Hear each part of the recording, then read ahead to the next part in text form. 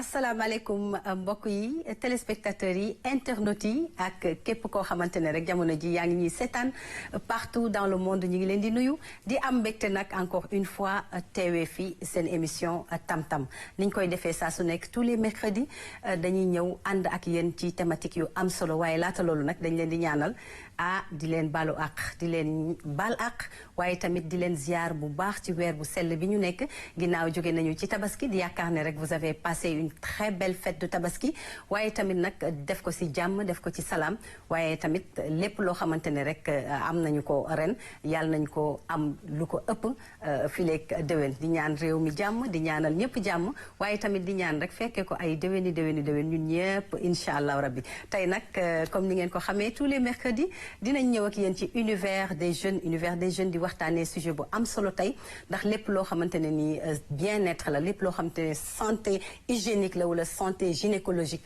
surtout nag chez les jeunes filles tey loolu ñu fas yéene waxtaanee mu doon sujet bu am solo sujet boo xamante ne bëri na li muy susciter ay information wala ay laaj yoo xamante ne képp kuy njaboot rek da nga ci bàyyi xel bu baax a baax loolu mooy doon sujet univers des jeunes tey waaye nag dinañ ci toftal li nga xamante ne nii mooy société dañ ciy ànd ak Amadou Thiam tey di waxtaanee lu am solo ndax dañoo jógee ci tabaski ni ma ko waxee léegi war a def nag bilan ci lépp loo xam ne ji wàllum jur gi la waaye tamit lépp loo xamante ne rek wàllum cet gi la ndax ginnaaw tabaski tamit dafa am jafe-jafe yoo xamante ne dañ koy faral di jànkonteel ci wàllum cet gi dinañ ci toftal littérature di ci ànd ak Abdourahmane comme ni ñu koy defee tous les mercredis aussi di waxtaanee rek lu am solo yi tamit ñuy waxtaanee lii di promotion valorisation des jeunes écrivains ci kuréel bu mag boobu di Cénacle alors loolu mooy doon sommaire bi tey du ñu def lu dul dem jëli bàkk bi dellu siwaat gën a mën a waxtaan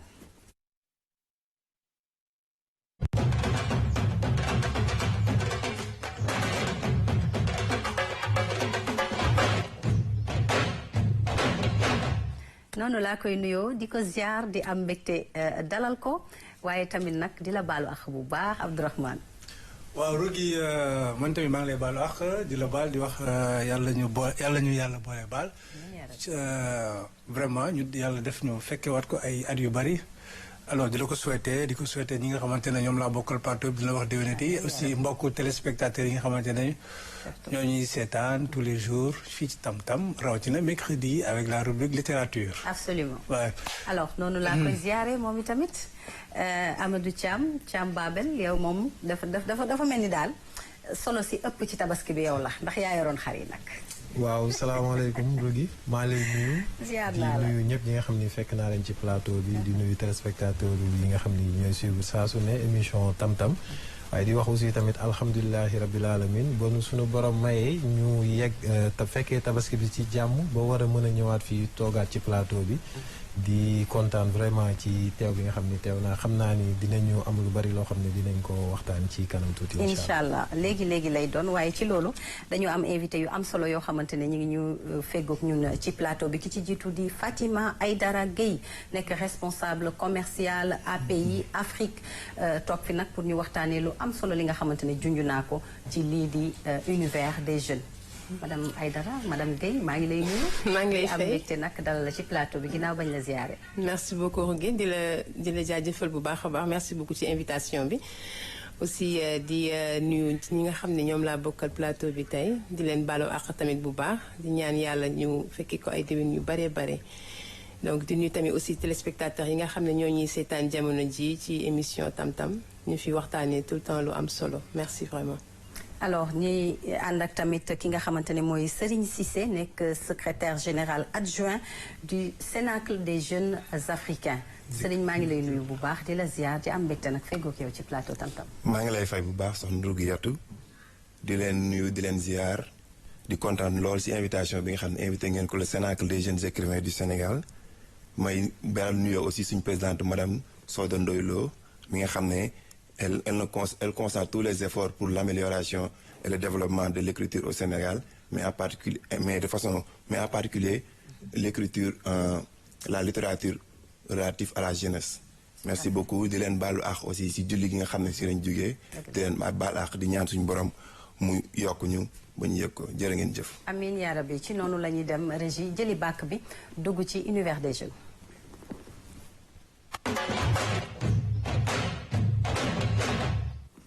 bien-être féminin ndax xam ngeen ne bu ñu ne bien-être féminin toftal ci le cycle menstruel ndaw ñi nga xamante ne nii ñi ngi doog a nekk ci seen période de puberté ñoo tax ñuy wax tey ci biir univers des jeunes ndax mu doon loo xam ne nii lu am solo la doon loo xamante ne nii njaboot gi yépp dañ ciy bàyyi xel bu baax ndax nga am sa doom bu jigéen nag bu tollee foofu toll ci gis mbaax dafa am noo xamante ne noonu nga ko war a toppatoowee dafa am noo xamante ne noonu nga ko war a yaree dafa am noo xam ne noonu nga ko war a saytoo ba lépp loo xamante ne nii rek war na ko ci xam mu mën ko ci xam moo tax nag tey ñuy am mbégte dalal fii Fatima mën a waxtaanee ci naka la xale yi war a mën a def ba am bien-être boobu mu gunge leen ci seen giiru dund ndaxte bu tàmbalee ci puberté bi lay dem ak ñoom ba la ménopause. dëgg la donc di la remercier beaucoup Rogué ci question boobu nga ma posé dinaa ci sawar a waxtaan loolu ndaxte ñi nga xam ne ñooy xale yi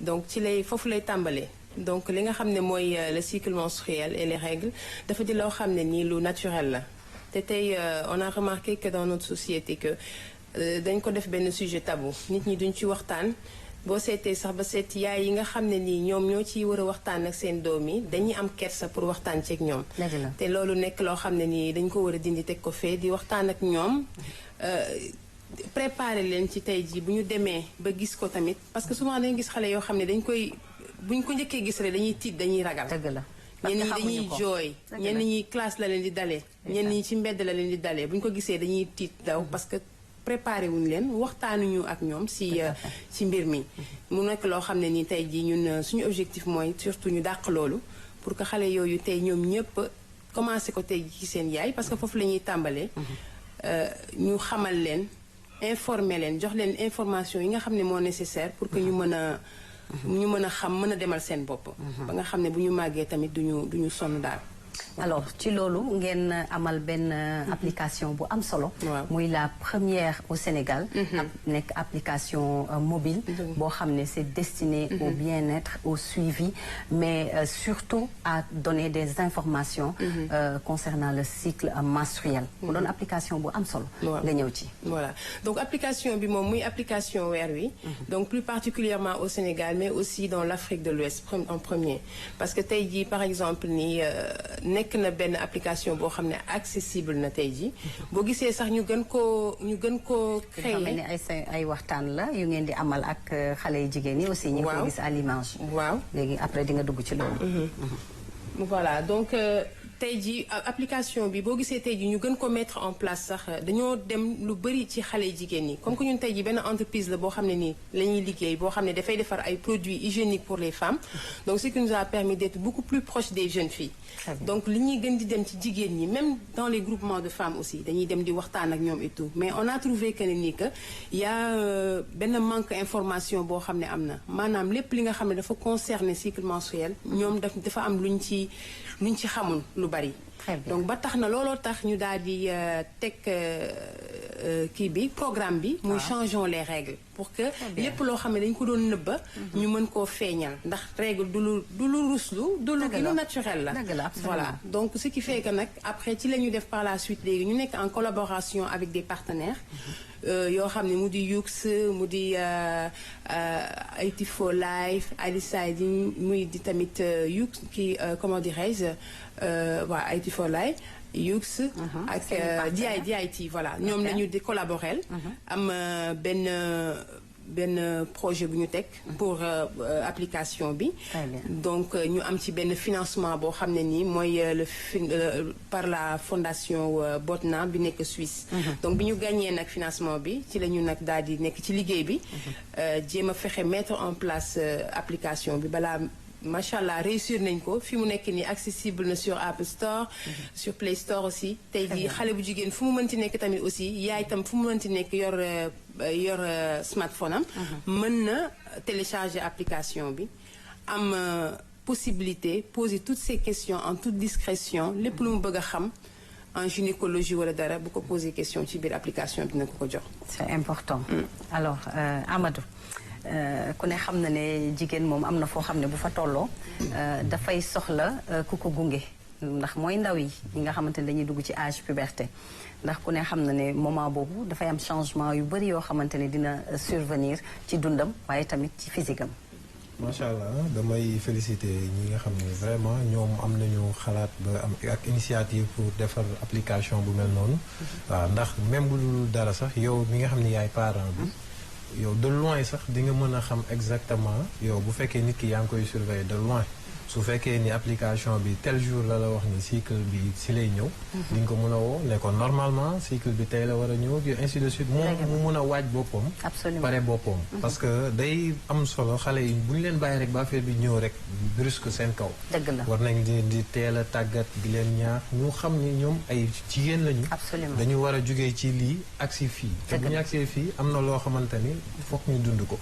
te aussi tamit bu loolu yegsee tamit ñu bañ leen bàyyi ni ñuy dem rek parce que gis ni jigéen ñi bu ñu demee ba toll ci âge de la puberté dafa am beneen fugg bu ñuy àndal waaw da nga leen di gis ci seen comportement seen doxin te foofu la ñu war a gën a téye seen loxo gën leen xamal àddina ñu gën a war a gën a mën a téye gën a déglu parents yi parce que loolu aussi tamit lu am solo la aussi tamit dëgg la loolu lu am solo la ndax dina moytu tamit lu bari loo xamante ne ni xëy na dinañ ci ñëw ak moom ay objectifs yi tax ngeen teg application boobu parce que bari na ci ay conséquences ñàkk xam sa yaram ci âge boobu Abdourahmane. oui effectivement Thiam li moo am na solo mooy éducation à la vie sexuelle de façon générale. absolument wala éducation santé reproductive comme ni ñu koy waxee parce que dafay am ay njeexital sur maternité bu jigéen ki bu ñàkkee xam li nga xamante ne moom mooy ay réglam candidats yi ñu ngi waaye def bac suba.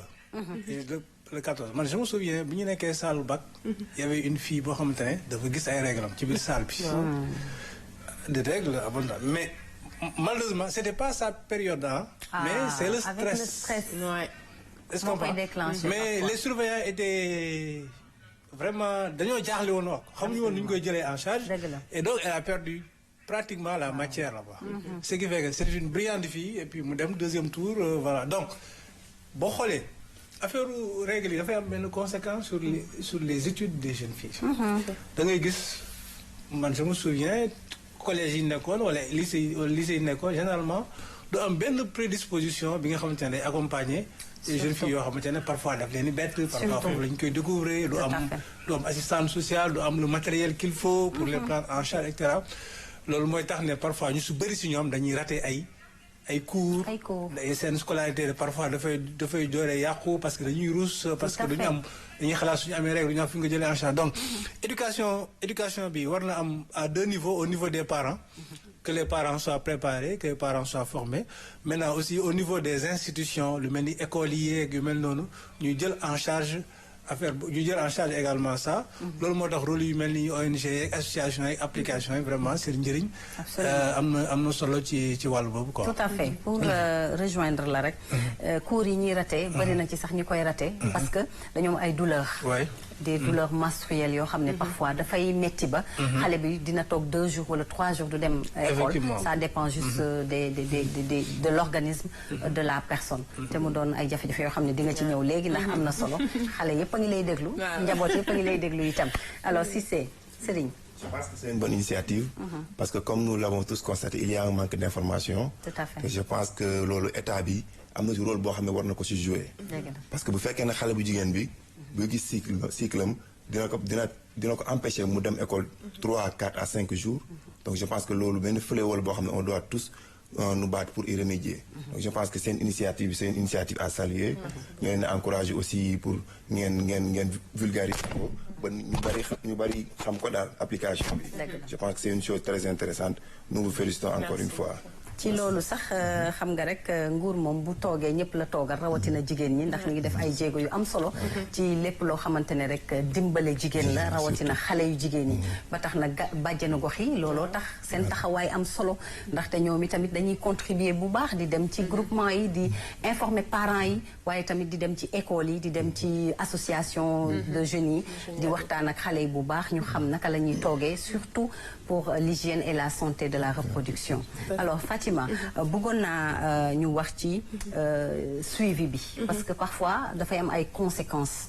xëy na survenu bi dina am yoo xamante ne nii war na ko application bi war na ci mën a taxaw bu baax mooy par exemple leeralal leen ne à quel âge le xale yi normalement di gis baax ndax aussi ça dépend de l'organisme am na xale yu koy teel a gis am na ñu koy yéex a gis te ñu koy teel a gis en général daf leen di tiital da leen di stressé daf leen di à la limite traumatisé c'est ça le mot parce que surtout boo bokkee ak ay xale yoo xamante ne à l'école wala dara ñoom gisaguñu ko yow nga gis ko ça peut être un complexe tout à fait waaw voilà donc effectivement li ngay wax nii dëgg la parce que xale yu bari noonu la comme ni ma ko waxee woon sànq rek seen duñu leen préparer parce que tey jii par exemple parent bi parce que comme ni nga ma ko laajee nii tey yaa am na xale yoo xam ne parce que ñëpp yemuñu am nañ koo xam ne par exemple c'est à partir de 8 ans la koy gis tout à fait jusqu'à 12 ans am na koo xam ne day am retard bu 12 ans ba 13 ans mu koy doog a gis absolument donc entre ce temps là entre 8 ans et 13 ans donc ci lañ koy gis tout à fait donc ce qui fait que tey xale bu am 8 ans oui c'est précoce c'est précoce en fait minimum et maximum quoi voilà donc il y a des filles yoo xam ne mën nañu ko gis à 8 ans mais c'est minime quoi mais à cet âge là par exemple xale bi bu ko gisee tey yaayam war na koo jege avant mu koy gis déjà donc cela veut dire que tey aujourd'hui on doit se préparer jéem a fexe def une grande sensibilisation autour de ces jeunes filles là tout à fait donc à 7 ans wala à 6 ans nga commencé waxtaan ak sa doom xamal ko parce que tey jii la maman bi nga xam ne dafa nekk ci biir kër gi yow xëy na sa doom mën na la gis peut-être nga yor serviette hygiénique wala yooyu souvent les enfants tey dañ lay laaj maman c'est quoi ça pourquoi tu as ça tax nga koy utiliser lan moo tax nga looy doyee lii donc au lieu de déedéet lii bàyyi lii yëfu mag la wala affaire yooyu noonu di fuir sujet bi xale dafay laajte te laajte bi muy laajte noonu mooy tax mu xam dañ koy def tabu duñ ci bëgg a waxtaan donc xale bi léegi nag moom après day ragal boo ko nee nii bul laajte lii mag la affaire yooyu bon mu bàyyi léegi après moom mu dem ba benn âge bi mu war ko gis normalement yaay ji war na ko jege waxtaan ak moom wax ko ne lii lu normal la donc boo tolloo ba âge bi mën na ñëw da lay surprendre parce que tey jii buy ñëw du ñëw parce que da nga koy xam wala jour bi première fois bi day ñëw brusquement absolument fu mën na la fekk fu nekk donc il faut préparer surtout la jeune fille à ce que moom tey jii loolu moo taxaw ñun tey par exemple suñu entreprise dañoo defoon sax ay trousses premières règles yoo xam ne dafa ànd ak bandoulière de ce fait que tey xale bi bu nekkee ci classe daf koy dugal ci biir cartable am très bien donc defal ko ci ay serviettes ak yépp bu ko defee moom nooy waxtaanee ak moom ci affaire règle bu ko defee moom bés bu ko gisee du tiit dëgg la day daal di jël saagam kenn du xam ci sutura mu daal di dem ci kii ba daal ne sama yaay waxoon na ma su ñëwee nii laa war a def wala nii laa war a def donc loolu noonu gis nañ ne manqué na trop ci parents yi pour ñu jege seen doom waxtaanteeg ñoom parce que tey bu ñu waxtaan ak ñoom tey xale bi bu ñëwee classe bu ko loolu dalee wala mu dal ko ci mbedd mi du sonn du tiit wala ñëpp naan ko nii am nga sa ginnaaw am na lu ci nekk lu taq ak yooyu bu ko defee nag toute sa vie mu traumatisé ko parce que loolu bu la dalee classe dëgg la danga naan ni lii ma dal nii da ngay rus surtout les garçons commencé di la chamailler di la tooñ affaire yooyu kii moo amoon lii wala lii xam nga léegi nag nga am problème pour nekk ci classe bi donc il faudrait bien que loolu noonu mu deñ donc on veut vraiment changer les choses et voilà lan la ñu mën a changer les choses xam nañu ne léegi xale yi les enfants sont devenus très très très mobiles si on peut le dire c'est ça voilà xam nañu lépp tout ce qui est digital branché nañu côté boobu donc application bi ça vient en son heure mais lan la ñu mën a fekk ci biir application bi voilà exactement ay conseils ay informations mais surtout naka la ñu mën a taxawoo seen bopp ci côté hygiène ak côté information yi nga xam dina tax ñu ba seen dundin mën a ñoŋ ci wàllu woowu donc application bi moom teg nañ ko mais tamit aussi dañ ko saytu bu baax par rapport ak partenaires yi nga xam ne moom lañ liggéeyal donc tey jii boo gisee application bi dañoo dem ci vers les jeunes filles ñoom je pense que tey ñoom ñoo defar application très bien parce que ñoom la ñu laaj tey jii lan ngeen bëgg ci application bi naka ngeen bëgg application bi men tey toutes les questions yi nga xam ne posé nañ leen ko toutes les questions yi nekk ci biir application yi c'est elles-mêmes qui se sont posées ces questions là ñu bëgg a xam voilà moom ngeen leen jox ci biir application voilà ñoom ñoo ko defal seen bopp donc dañu dem jege leen approché leen ci fépp fu ñu nekk ñu dem différentes filles différents âges ñu laaj leen li ngeen bëgg ci application bi ba ñu wax ñu ko ci loolu nag la ñu defaree contenu application bi et aussi tamit tey jii boo duggee ci application bi y a des questions yoo xam ne ni c'est réponse automatique. tout à fait. voilà donc tey am na ñoo xam ne tey gynécologie boo xam moo nekk ci ginnaaw tey jii. tey toutes les questions boo xam ne ni sur les cycles menstruels. sur les règles. lépp ak sa calendrier ni nga koy calculer yépp mu ngi déjà ci application bi. nga dem fa tey jii dugg gis benn tata boo xam ne Eugénie la tudd. gis Mina boo xam ne mën na nekk sa cousine mën na nekk sa xarit. gis sa maman boo xam ne ni tey jii. boo duggee yow yaay choisir ki la neex. nga choisir ko c'est à elle que tu dois poser ces questions. moom mu répondre la automatiquement. et toutes les questions qui concernent le cycle menstruel. moom dina la ci répondre. voilà. Comment ça s'appelle l'application? weer wi c'est W-E-2-E-W-I. weer wi quoi. weer wi voilà. Est-ce que c'est en langue française wala yeneen am na yeneen langue wala. voilà ça aussi c'est waxtaanee. ñu ngi ciy liggéey c'est important. ñu ngi ciy liggéey waaw pour que tey jii même ki nga xam ne sax pulaar la dégg. su ko bindee en pulaar mu mën ko wala su ko defee en pulaar ñu mën ko répondre automatiquement. ça c'est très bien intéressant. jël en compte rek le fait que ngeen am ay gynécologue en ligne. day tax ñu xam ne xale bi xam ne bu ko teelee gis. nekkul ne dafa feebar. waaye tamit bu ko yéexee gis parce que am na ñoo xam tam dañuy dem ba 19 ans sax duñu doog a gis wala duñu gis. am ñoo xam ne seen bos day métti trop. méttit bi c'est dû à quelque chose. loolu gynécologue dina ko leeral. mais tamit yenn méttit yi tamit. il faut consulter pour xool ndax méttit yu jéggi dayoo yi tamit ndax leneen làquwul ci biir. tout à fait waaw. yooyu yëpp dafay am solo. hygiène bi aussi. surtout parce que nu ñuy toppatoowee seen bopp moment yooyu. c'est très important. rappeler que aussi ne yéen da ngeen di defar ay serviettes hygiéniques yoo xam ne c'est lavable. et booy seet sax ci benn côté. mooy gën a hygiénique dañ koy wax ndax yooyu di nga ko fóot. di nga ko passer di nga ko mettre à l'air libre. mu am lumière am soleil bi. te loolu daf si baax bu baax a baax ndax am na certaines serviettes hygiéniques yoo xamante ne xamuñu fu ñu ko defaree xamuñu fu mu jógee. donc li day wane ne rek toujours vous êtes dans le consommer local. Voilà, et c'est très très très important. ma bàyyi la rek nga joxe ce mot de la fin. voilà donc di leen remercier bu baax surtout ci teewaay bi ndaxte am na solo tey ji ñu leeral lu bari ci application bi nga xam ne tey jii am na tamit aussi benn livret boo xam ne nii. très bien voilà livret bi moo nekk nii mooy y a toutes les informations concernant les règles aussi. c'est pareil donc livret bi soo duggee par exemple ci site web bi www.weerwi.com di nga ko mën a télécharger. et aussi tamit y a nos partenaires aussi qui sont sur le terrain tey boo ko bëggee am tam aussi ñoom dañ koy distribuer. donc toujours rek pour donner leen les outils yi nga xam ne nécessaires pour que ñoom ñu mën a nekk à l'aise mën a aussi tamit gérer leur cycle menstruel en toute discrétion mais aussi tamit xam toutes les informations yi nga xam ne moom lañ ko war a xam. di leen vraiment remercier ci teewaay bi. fii la ëppee ndaxte xam nga la santé des jeunes. particulièrement des jeunes filles dafa am solo. ndax jigéen mooy réew waaye jigéen mooy société. te taxawaayam dafa am solo. surtout son bien-être. di remercier aussi tamit aussi toute l'équipe weer bi parce que vraiment ils n'ont ménagé aucun effort vraiment pour que réussir application bi pour mettre ko vraiment en place à la disposition de toutes les filles et toutes les femmes aussi. Toutes les femmes. Voilà. Parce toutes que les filles. En fait, on a ciblé les jeunes filles. Parce que ñoom ñoo gën a am problème. Mais surtout les femmes aussi. ñoom tamit ci lañu. am na femmes yu ko yittewoo sax. waaw. yittewoo nañu ko ci njaboot gi waaye yittewoo nañu ko ci seen bopp yi tamit. di leen remercier vraiment équipe bi liggéey nañ ci bu baax a baax di leen remercier di leen encourager aussi pour le reste aussi pour une bonne continuation quoi. Merci beaucoup. Voilà. Alors dañuy dem jëli bàkk bi dugg ci société léegi.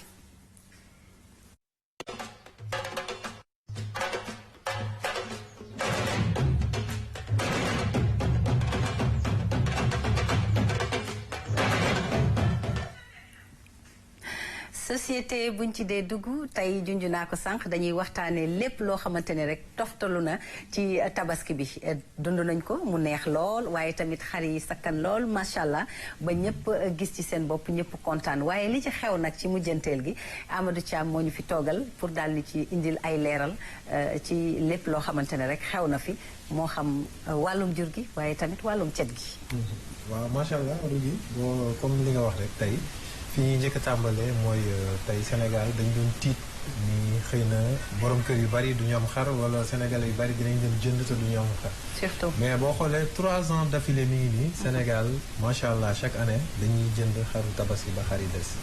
kon muy lu am solo ça veut dire mooy li ma la doon wax rek juste avant tabaski. dëgg la ni ci biir discours ministre bi yaa ngi koy dégg mu ne tabaski daaw.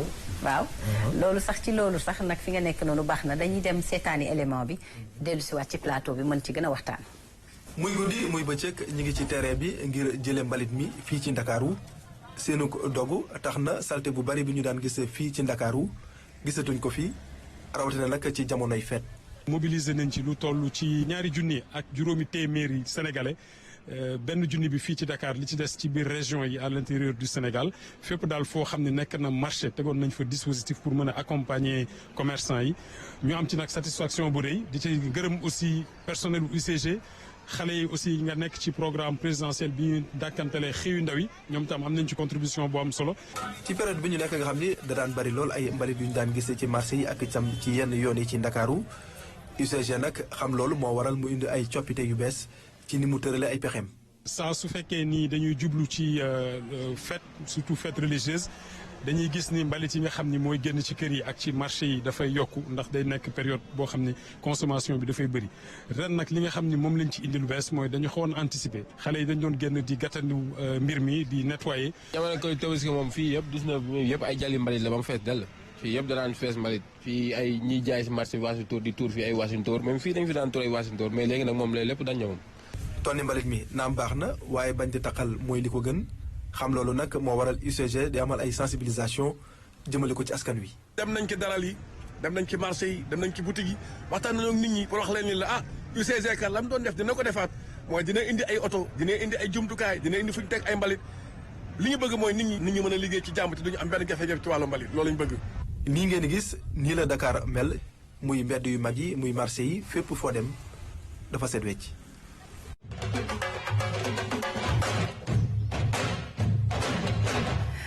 kenn amul seen fay ndax balaa nga koo xam ñu événement jàll rawatina événement bu mel ni tabaski wala bu mel ni korité nga gis dëkk bi ni mu mel ak buñ fa jaaree ba noppi ni muy dellu mel kon ñoom dañ leen di jaajëfal bu baax kenn amul seen fay. waaw vraiment Rougui effectivement waa UCG vraiment dañ leen di jaajëfal bu baax a baax ndax liggéey bi ñuy def chaque année rek da ngay gis ni buñ defoon 10 bi ci at bi stop dinañ def 20 ba 40. dëgg la waaw parce que c'est pas normal dëkk bu mel ni Sénégal ñu ne la ñun suñu ay déchets 4% rek lañ ciy recycler. absolument loolu dafa nekk loo xamante ne danger la pour ñun ñi nga xam ne ñu ngi dund.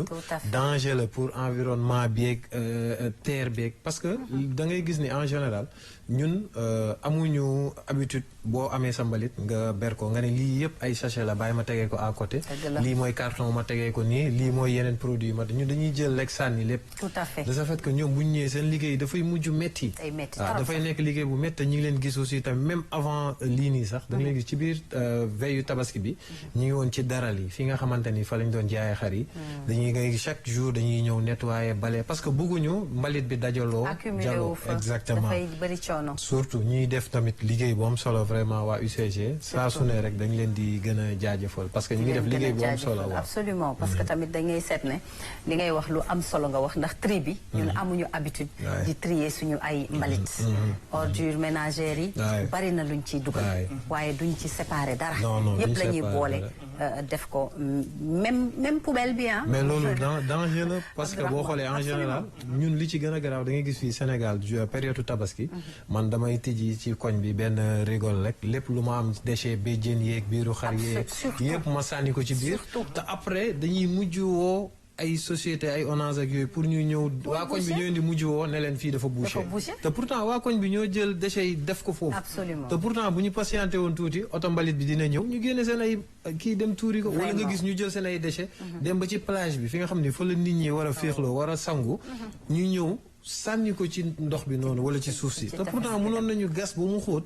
ñu jël ko dugal ko ci mais daal Sénégalais yi ñoo war a def ay jéego surtout ci ni nga xam ni moom la ñuy comporté woo ci nature bi parce que nature lépp loo ko kii environnement lépp loo ci def rek muy lu baax muy lu bon dafay répercuté wu ci yow mi nga xam ni mooy sa dund parce que dañuy gis ne en général dañuy utiliser ay yenn objets yi ay laam ak yooyu noonu yëpp après ñu dañ koy jël dem sànni ko ci géej gi mais tey am na yenn espèces yu bari yu nekk ci plage bi di dund mais loolu noonu dañuy dindi ay difficulté dama gis ay photo yoo xamante ne dañuy ay gants yoo xam ne c'est en plastique ñu jël ko sànni ko il y a des déchets médicaux yoo xamante ni parfois dañ koy gis ci bordure plage yeeg yooyu effectivement mais yi liggéeyee bopp yi nii xam nga en général bu ñuy afra yooyu dañuy sol ay gants defar léegi dañ koy sànni léegi ci plage bi da ngay gis ay jën yu ndaw yi nga xam ne ñoo war a màgg dañuy dem dugg ci biir gant bi am difficulté wu génnaat léegi dañuy mujj dee wala lam wala rasoir nga gis benn jën ñëw dugal ci bec bi ci diggante bi mu mujj ko ay affaire yu bari yoo xam ne ñun dañ koy négliger te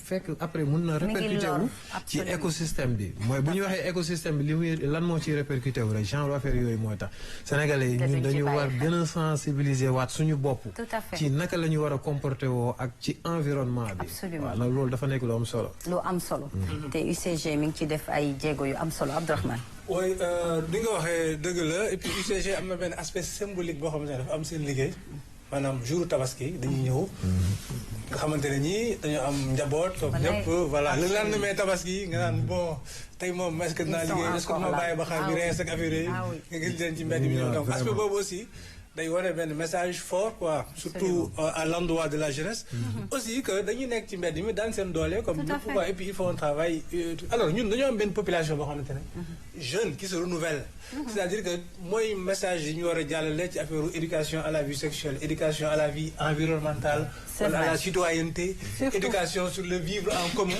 loolu dafa war a am ay programme yoo xamante ne chaque année dañ ko war a yeesal parce que jeunes yi dañuy maanaam on a une population jeune donc chaque année dafa soxla nga renouveler nga renouveler ça se renouvelle vite donc chaque année aussi da ngay renouveler say programmes changer def ay discours yu bees loolu dañu ko war a xool aussi parce que UCG ñoom rek mënuñu continuer di liggéey nii nit ñi di tilimal il faut moom benn tant que amuñu benn niveau de citoyenneté boo xamante ne nit ñi dañu am conscience mais je vois que léegi mi ngi changé parce que maintenant léegi tout le monde s'y met imam yeeg loolu et cetera yi ngi naan gars yi bu leen jël kiiwu xar yi parce que di ko dugal ci égou ONAS yi ça change un peu même si après da nga gis aussi waa ONAS tamit ñi ngi def benn liggéey bu rafet ci wàllu woowu quoi maintenant am na lu ma bëggoon wax ça m'a tellement emporté xamul wala la sax ci xar yi waajee neex rek ça va revenir je sais plus c'était quoi je voulais parler des moutons là des moutons oui parce que moi j'attendais sur les moutons est-ce que sénégalais yi jàpp na ne ils sont satisfaits éleveurs yi surtout waaw sur les moutons quoi tabaski mooy li ma doon wax rek sànq bon vraiment ku xool Dakar di nga gis ni xar yi des na kon ça veut dire que bépp sénégalais boo waaw bon pour ujaaj mun nañ ne bu demee ba ñu yaakaar ni sénégalais yi am nañu xar ba ñuy xaar ñu jógee màkk pour ñu jaay leen xar yi kon dañuy wax alhamdulilahi rabbil alamin képp koo xam ne bëggoon nga dem jënd xar am nga peut-être mun nañ ne prix yi xawoon na cher mais gis nañ ni bañ demee ba ci guddi si ñi nga xam ne ñoo mujjee dem vraiment jënd nañu ci ay prix yu abordable ñëpp am xar kon vraiment ñi nga xam ne ñooy éleveurs yi nekk fii Sénégal dañ leen di féliciter encore une fois tout à fait waaw parce que boo xoolee nii ñuy doxee nii man gëm naa ni fii ak 3 à 4 ans di nga gëj di dégg ñu naan xaru Mali kañ lay ñëw wala xaru Mauritanie parce que ministre bi ci boppam juste avant tabaski mi ngi koy wax nee na statistique wu tabaski daaw 10 xar yoo xam ni rendi nañ ko 8 yi Sénégal la juddoo ñaar lañ jéegaani kon loolu bu ñu doxaatee ñaar ba ñetti at jàpp naa ni incha allahu rabbi li ñu bëgg ci autosuffisance en mouton de tabaski dinañ ko atteindre waaw dinañu ko daj gis nga aussi ci wàllu déchet waaw déchets yi war nañoo mën a recycler viscères yeeg cornes yeeg peau yi di ci defar leneen soit di ci produit énergie parce que déjà am na entreprise bu koy def et donc peut-être que un jour nañ ci ñëwaat nga xamante ne voilà li ñuy sànni tri yi bi ñu ko trier dañu mën produire dara quelque chose voilà parce que déchet organique la déchet organique dañ koy utiliser maintenant pour produire de l'énergie et donc voilà am naa ne innovation lay doon boo xamante ne peut-être ndaw ñi dinañ ci gën a xalaat pour daal di teg lu mel noonu Fatima voilà man li ma ciy wax rek mooy que UCG vraiment dañ leen di féliciter parce que léegi gis nañ ne que y a une grande amélioration boo xam ne def nañ ko parce que tey boo xoolee tey ji normalement tey nit waratul sax jël mbalit di ko sotti ci mbedd bi. Absolument. Parce que dans les coins de rue yëpp ñu ngi fa def ay. c'est les points de regroupement normalisés. c'est ça quartier boo dem ma nga fa. voilà point de rue bu ne ma nga fa. ñoom espace bu ñu gis aménagé ko. voilà def ko point de regroupement normalisé. c'est ça nee naa boo toogee ba minuit sax boo amee sa mbalit. voilà nga dox ndànk guddi gi ak loo liggéey. voilà soo soo wàccee quand même nga dajale sa mbalit nga dem yóbbu ko tuur ko foofu les poubelles sont là-bas et ña fa nekk ils sont tellement gentils et accueillants soo ñëwee ñu dimbale la nga tuur sa mbalit nga dem sa yoon donc c'est simple c'est li ci gën a neex mooy tey jii ce n'est pas seulement parce que avant dañ doon wax seulement c'est à Dakar mais maintenant tu vois nous on est à Ngaparou mais regarde par exemple à Saly on a ça là-bas et tout donc cela veut dire que mu ngi dugg ci biir région yi ndànk-ndànk di dem par benn ndànk-ndànk et ça c'est à saluer vraiment c'est à saluer vraiment seen taxawaay rafet na tamit aussi foog ñu jéem leen aussi tamit sensibiliser ci tri des déchets aussi. surtout loolu ci kër gi nga koy commencer. absolument parce que tey boo amee sa. ñun jigéen ñi daal ñoo war a trier nag. ñoo war a trier ba pare. ñun la de.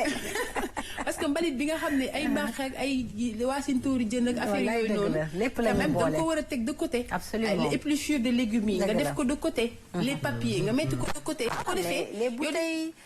le plastique le verre on mélange tout dem jox leen ko ñoom duñu xam nuñ koy def lekk beeg yëpp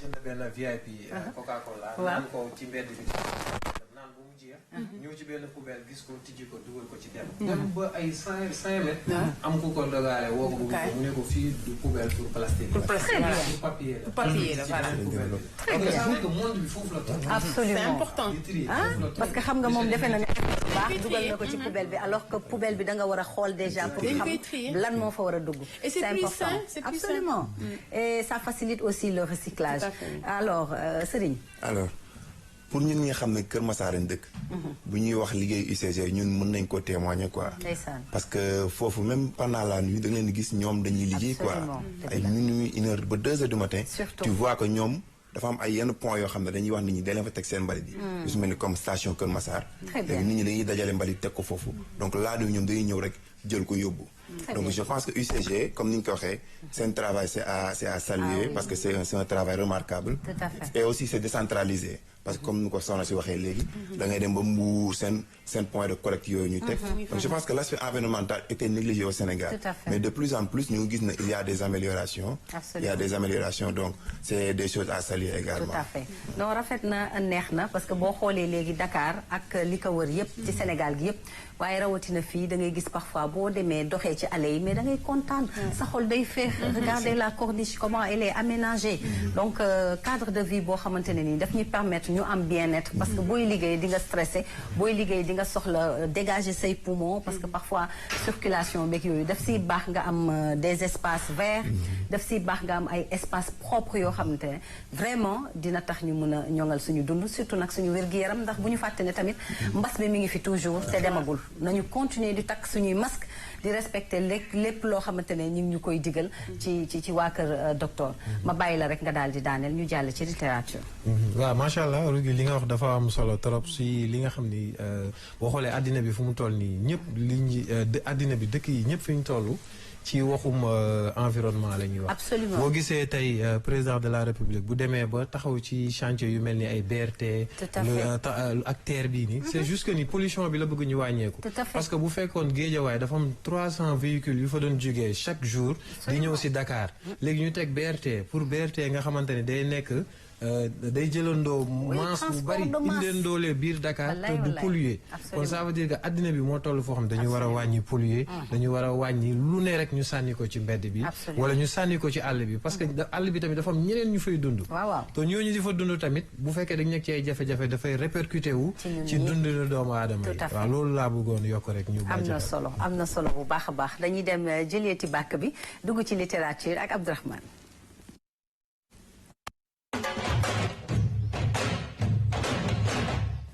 Promotion et valorisation des jeunes écrivains loolu mooy taxawaayu Cénacle des jeunes écrivains te mu doon lu am solo ndax boo seetloo mercredi ba le passé dalal nga fi Tabarania mu nekk jigéen bu am taxawaay ci biir kuréel boobu waaye tamit tey nga dalal fi Serigne Cissé ñu fas yéene waxtaanee Cénacle des jeunes africains des jeunes écrivains. Oui, c'est des jeunes écrivains, même si c'est des Africains. Ah oui, en même temps. En même temps, et donc seen rôle mooy promouvoir la littérature de façon générale, littérature africaine, sénégalaise. Alors, c'est simple ñoom ni ñuy liggéey maa ngi koy wax Thiam tout à l'heure maa ngi naan ko Thiam war nga bind benn livre sur entreprendre dans l'élevage mu ne ma tout à fait. Surtout. Voilà. Surtout. Mais su demee bu gis ñu mel ni Cénacle yi peut-être mën nañu ko encourager. Absolument. wutal ko éditeur lecteur lire livre bi et cetera mu doon livre boo xamante ne dina jëriñ pour ñi nga xamante ne boo ma doon wax man ma bind man. waaw voilà ci lan laay bind man. tu vas écrire sur ngay wax Thiam di ma bàyyi tamit. yow tu vas écrire sur présenter une émission. voilà voilà c'est ça c'est-à-dire que livre boo gis rek am na ñoo xamante ne moom la ñuy xaar. absolument. et yow mi ko bind yow mi nga xamante ne bindoo ko. boo saaganu amee ngeen àq. dëgg la voilà expérience boo gis rek am na koo xamante ne war nga ko transmettre. tout à fait non seulement mu dund ko wala mu yokk ci leneen. wala mu changer carrément. loolu moo ñu rawee loolu la ñu tubaab bi rawee. l'autre disait que l'Occident a dominé le monde grâce aux livres quoi. ku nekk sa xam-xam mi nga am da nga koy jéem a bind partager ko yokk ci leneen et cetera. donc c'est important. la littérature ce n'est pas seulement benn moment de détente pour passer du temps. mais également c'est des connaissances. voilà pour connaissance et société du progresser mukk tant que connaissance yi demuñ ci kanam quoi. donc Cénacle des jeunes écrivains benn kuréel la boo xamante ne nii ay ndaw yoo xamante ne dañoo amoon problème pour génne livre pour publier pour def promotion. ñoom ñoo dajaloo nag créer cette association bu tudd Cénacle des jeunes écrivains seen présidente moom mooy Soda Ndoye Lo mu doon aussi écrivain mu bind benn livre qui s'appelle Un homme infidèle et parfait. Et parfait. Voilà. Ah, et ça sonne bien. C'est un autre débat. Ça sonne bien. Voilà donc. dinañ ko fi dalal waaw dinañ ko fi dalal soo rek dafa xaw am ay jafe-jafe ay maanaam pas jafe-jafe. xam ni nga elle est un peu préoccupée voilà. elle est chargée. elle est un peu chargée ces temps-ci. alors ñoom ñoo créé aussi pour la première fois ñu créé benn prix Cénacle des jeunes écrivains boo xamante ni dafay fësal. écrivains yi nga xamante ne nii. ñoom la ñu gën a ñoom la seen liggéey daal gën a rafet ci at mi. alors am na ñaar ñu ci dalal mu tudd Maguette Touré. ci wàllu nouvelle maanaam bind yu gàtt yi. ak Tabara Dia bi passé. nga xamante ne nii. la calèche d'une demoiselle. moom moo jëloon prix. catégorie roman prix catégorie roman ci Cénacle des jeunes écrivains. alors tey ñu dalal fii Serigne Cissé. li ñu koy njëkk a laaj moom mooy. récompense ngeen auteurs yi. Maguette Touré El Hadj Ndongo Thié poésie ak Tabara Niang après lan mooy ñëw après récompense bi def ngeen benn soirée de gala. de la grande nuit de la littérature pour une première fois ça a été très réussi. maintenant après ça. lan ngeen di def pour accompagner auteurs yi gars yi gën leen a xam. alors Abdourahmane ñoo ngi lay jaajëfal di wax ni avant peut-être mooy tontu ci question bi di wax peut-être def une présentation brève du Cénacle des jeunes écrivains. comme ni nga ko waxee léegi je pense que loolu la mooy Cénacle ay jeunes yu dajaloo la pour promouvoir la littérature l'écriture et cetera. donc ñun dañoo seetlu que ne dafa am benn problème bu xaw am Sénégal donc di nga gis jeunes yu bëri yoo xam ne ay écrivains lañ am nañ aspiration bi. wala commencé nañoo bind mais dañuy am problème édition publication et cetera donc on s'est dit pourquoi pas ñu organiser wu. def benn association boo xam te ne day am mission boobu maanaam mission accompagner les jeunes à ce que ñu mën a am éditeur plus facilement à ce que ñu mën a publier donc day am aussi un accompagnement social. donc c'est dans cette perspective-là que le Cénacle est né. donc relativement à votre question quel est l'accompagnement ban accompagnement la lauréat yi am mooy Tabara Niang que nous félicitons. El Hadj Ndongo Thié pour la catégorie poésie aussi que nous félicitons. et Maguette Touré aussi pour la catégorie nouvelle. donc après comme vous le savez nous leur avons remis chacun une somme symbolique de 1 million de francs CFA. mais après tout cela bon ils auront un accompagnement boo xam ne c'est sur le plan littéraire. c'est-à-dire que leur ouvrage on va essayer de les vulgariser de faire connaître ces écrivains de faire connaître leur écriture et cetera voilà leur ouvrage et cetera. à part ça aussi nous allons aussi essayer d'avoir ñu essayer di leen démarcher yenn bon médias yi et cetera comme ça leurs personnes aussi auront une visibilité beaucoup plus large. donc je pense que relativement à ça nous travaillons actuellement sur ça pour essayer de faire la promotion de la personne mais aussi de l'ouvrage. c'est important. c'est important. waaw c'est important et puis am na kuréel yu bëri yoo xamante ne. ñu ngi ci réseaux sociaux yi. internet wala donc Facebook wala yoo xamante ne sax dañuy ay kuréel la yu tase yu mel ni ay ñoom scène littéraire de notre ami Michel yi nga xamante ne. commencé nañu invité lauréat yu ñëw waxtaan ak discuter ak auteurs yeeg écrivains yi pour gën a fësal ñi nga xamante ne moom mooy seen liggéey. maintenant gis nañ ne concours bi bien ko lancé. parce que bu ñu nee jeunes écrivains. Magaye Touré wax na ko keroog. il n'est pas tout à fait jeune. absolument en âge maanaam nekkul rek voilà ku am 25 ans et cetera. quelqu'un boo xamante ne mën nga am 70 ans. soo publier ce premier roman tu es un jeune écrivain. c'est différent c'est pas les écrivains jeunes. c'est les jeunes écrivains.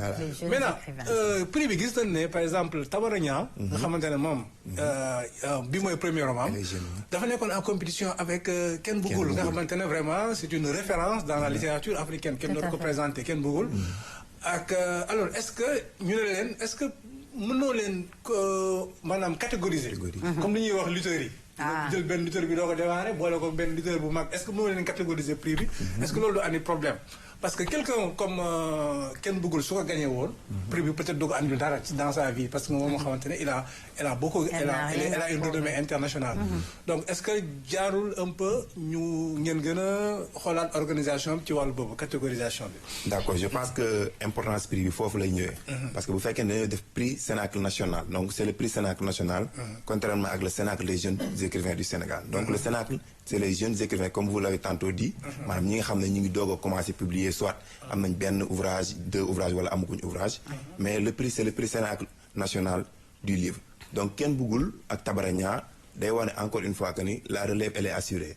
parce que su fekkee ne Tabara Niang mën na dem ba gagner le prix Cénacle national du livre. donc loolu dafay wane beneen aspect littérature sénégalaise bi. donc le prix a été un prix ouvert à tout le monde. Il n'y avait pas de catégorisation comme vous l'avez dit. mais c'est des perspectives. C'est des choses que nous allons prendre en compte pour la prochaine édition que nous allons organiser en 2023 s'il plaît à Dieu. Oui, parce que boo gisee li ma bëgg a wax mooy boo gisee par exemple prix bu mel nii prix bi gën a prestigieux dans le monde francophone mooy prix Goncourt. dafay am Goncourt moom la suñu Mohamed Mbougar Sarr gagné woon voilà en 2021. alors dafa am prix Goncourt premier roman maanaam ñi nga xamante ne ñooy doog a publier roman. d'accord ok. dafay am prix Goncourt lycéen yoo xamante ne te boobu sax muy gën a jar maanaam prix Goncourt di rappeler au passage le prix Goncourt c'est un franc symbolique maanaam lu ma jox xaalis. très bien alors mais ça fait booster les ventes. absolument maanaam da nga gis benn auteur bu am 300 000 exemplaires et cetera en France ce qui est énorme sans compter les traductions et cetera. donc catégorisation bi loolu moo tax mu am solo quoi parce que ça permet également de diversifier les prix.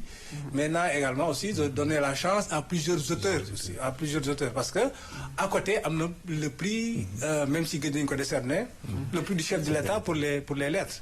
mu bañ a doon benn concurrence ak par rapport. très bien okay? alors voilà. Abdourahmane waaw xaaral am na exactement lu ma ko bëggoon laaj rek. Cénacle bi. naka ngeen di recruter les candidats qui doivent compétir ak naka la nit mën a def pour bokk ci les écrivains. pour bokk ci prix bi. pour bokk ci prix bi mais aussi pour bokk ci Cénacle bi. pour bokk Cénacle d'accord pour l'adhésion au Cénacle je pense que c'est très simple. parce que il suffit juste de manifester sa volonté d'être écrivain c'est-à-dire que soit vous avez commencé à écrire. donc c'est ça la spécificité du Cénacle.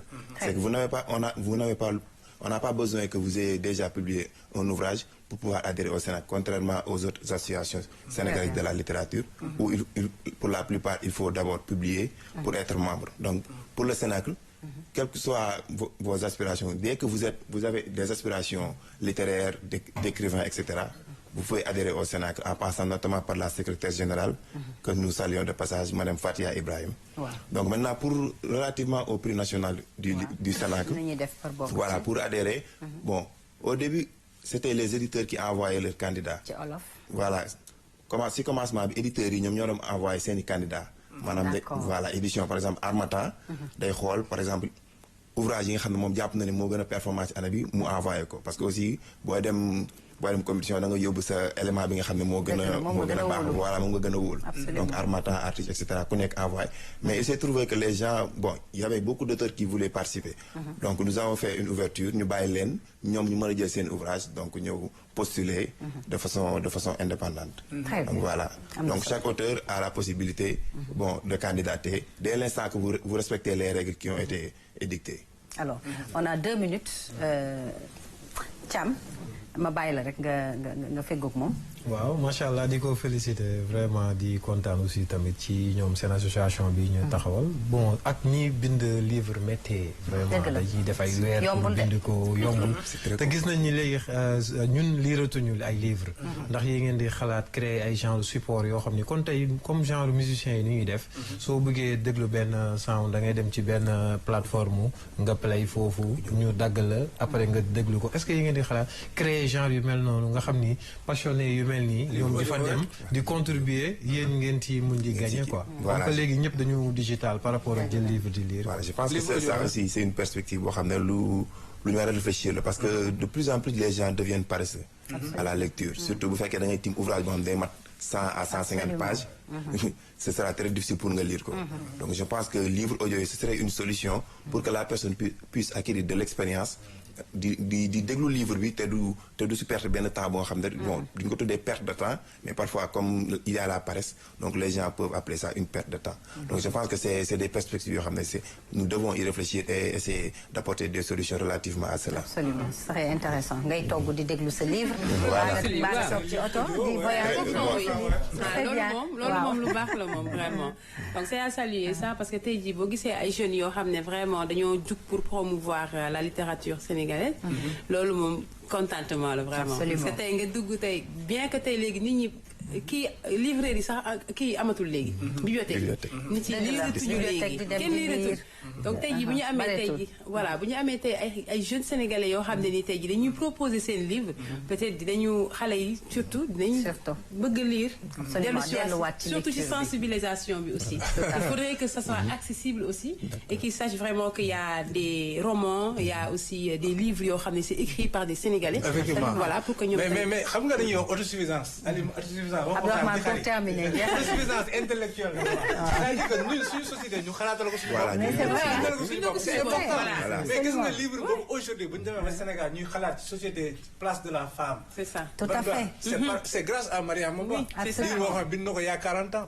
peut-être que ñeneen bind nañ leneen ak leneen. mais peut-être que donc loolu moo tax ñu war a promouvoir la littérature. voilà day yokk ci ndax ñu gën a xam suñu bopp. suñu culture xam suñu tradition.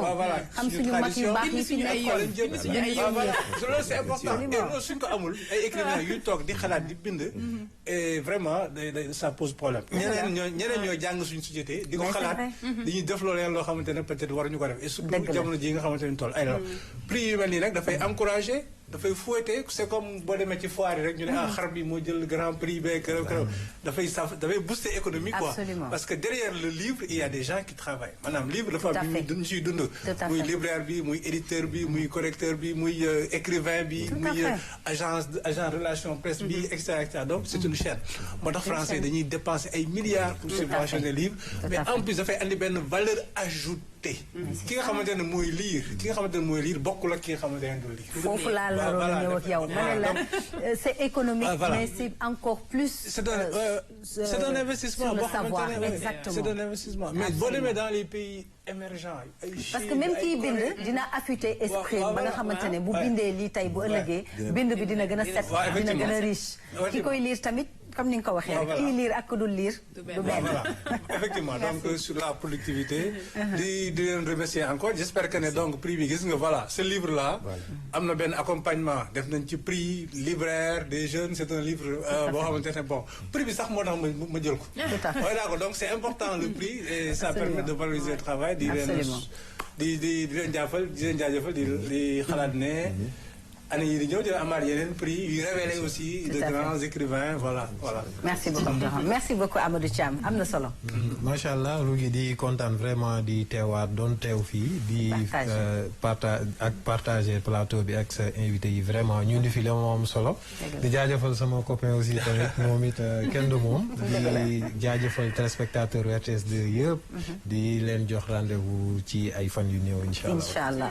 alors merci Fatima di rappeler ne rek yow yaay yaay responsable commercial ci API Afrique doon kuréel boo xamante ne moo teg lu am solo muy application mobile boo xam ne dina tax ndaw yu jigéen ñi mën a xam seen bopp bu baax a baax wàllum seen yaram waaye tamit wàllum seen cycle menstruel maanaam bu ñu gis baax te loolu am na solo waaw donc merci beaucoup Rougui vraiment ci teewaay bi waxtaan bi am na solo bi ñu fi waxtaan yëpp donc weer wi moom accessible na donc tey par exemple képp koo xam ne weer wi feeñ na waaw voilà weer wi daal donc WLE2ERWI donc pour koo xam ne ni bëgg ci dem boo demee sur internet soo tapé sax di nga am information yëpp ci biir voilà donc daal di dugg ci sa application am say information poser say questions aussi absolument voilà merci beaucoup vraiment ak sama càmmi ñi nga xam ne ñoom laa partagé plateau bi li ñu fi wax yëpp vraiment am na solo di kontaan tamit ci yow merci beaucoup et di remercier aussi tamit ñi ma fi yebal équipe bi nga xam ne moom fi yebal muy équipe weer wi surtout particulièrement Marina mi nga xam ne ñing moom moo